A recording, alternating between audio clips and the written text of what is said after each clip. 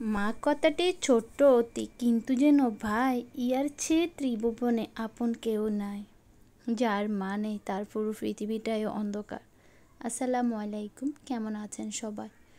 আজকে মনটা ভালো নেই, কালকেও ভালো ছিল না। কালকে দেওয়ার কথা ছিল, কিন্তু মন মানসিকতার কারণে ভিডিওটা কালকে পোস্ট করতে পারি। কালকে সকালে এই হৃদয় বিদারক ঘটনাটা শুনে নিজেকে ঠিক রাখতে পারিনি।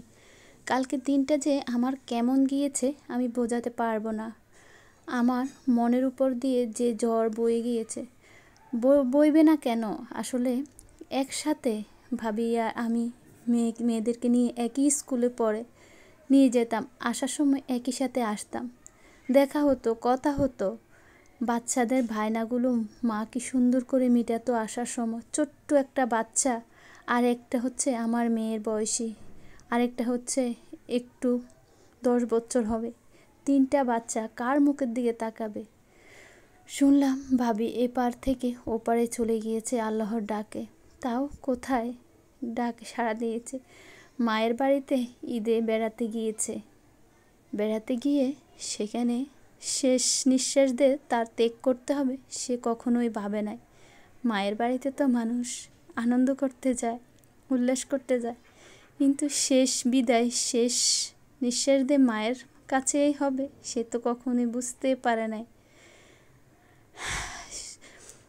ভাবিটা আমারই বয়সী, এটাই শুনতে আমার খারাপ লাগছে যে আমারও কখন ডাক এসে যায়, আমারও পিছু পিছু কখন যে উনি ঘুরে, সেটাই আল্লাহ একমাত্র জানে। মানে কথাটা শোনার পর থেকে নিজেকে আমি বিশ্বাস করিনি যে না হয়তো অসুস্থ বা কিছু একটা। পরে শুনি না, সত্যি ভাবি এই দুনিয়াতে নেই। একটি নজর যদি দেখতে পেতাম ভালোই লাগতো।